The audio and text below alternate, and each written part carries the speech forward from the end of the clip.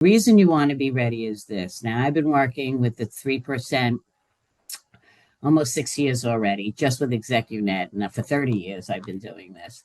And what I found out is successful people have no idea why they're successful. Mm. And the reason is you've never had to explain it to anybody.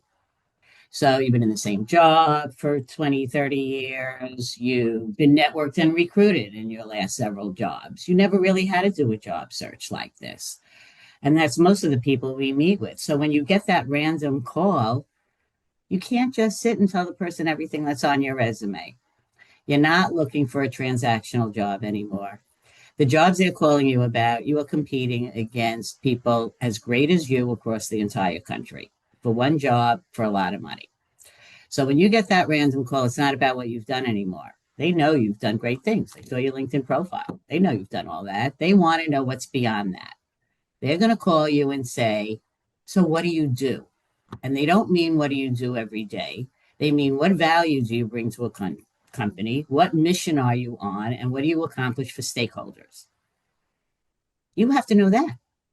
Because if they call you and you don't know your value, and honestly, I have yet to meet somebody at ExecuNet who could articulate their value off the bat because you haven't had to. That's really why we're in existence. You have to know your value. You have to be able to talk to your value proposition. Why would somebody pay you all this money?